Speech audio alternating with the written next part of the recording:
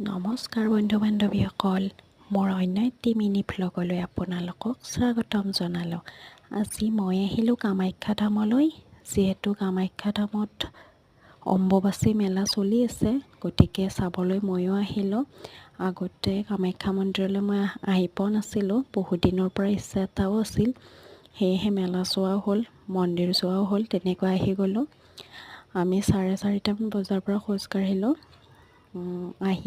খোজকাঢ়িয়ে গৈ আছোঁ। দেখিছেনে কিমান মানুহ হৈছে। আহি ভালো লাগিল অৱশ্যে। তাৰপিছত ইয়াত হেনো বিনামূলীয়াকৈ চৰ্বত, পানী বটল লগতে খোৱা বস্তুৰ যোগান ধৰে। সেয়েহে চাঞ্চতে ডান্সটো মাৰি দিলোঁ আৰু।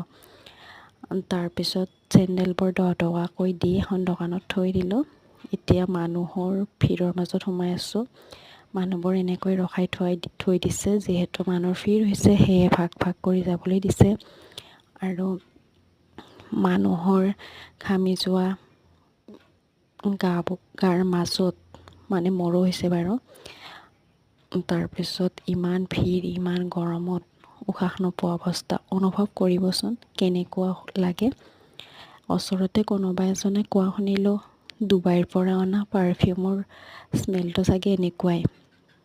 তাৰপিছত ৰাতি 9:30 বাজিল, আমি যাই পোৱাই নাই এতিয়ালৈ।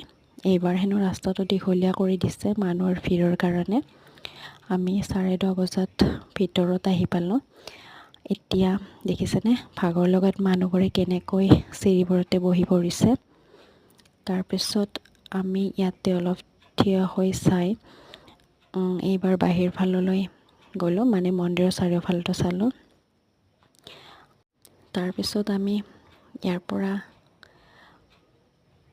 আহিলোঁ, তাৰ পৰা আহি ইয়াত আকৌ আমিও চিৰিবোৰত ভাগৰ লাগিছে যিহেতু অলপ জিৰণি ল'লোঁ।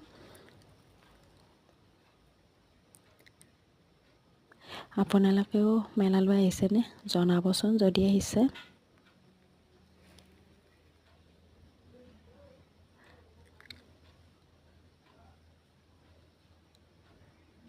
এতিয়া ঘৰলৈ যাব ওলালোঁ। দেখিছেনে মানুহ কিছু পাতলিছে আৰু। এতিয়া আমি ঘৰলৈ যাওঁ বাৰু। আজিলৈ ইমানেই। বাই। ভাল লাগিলে লাইক এটা কৰি দিব দেই।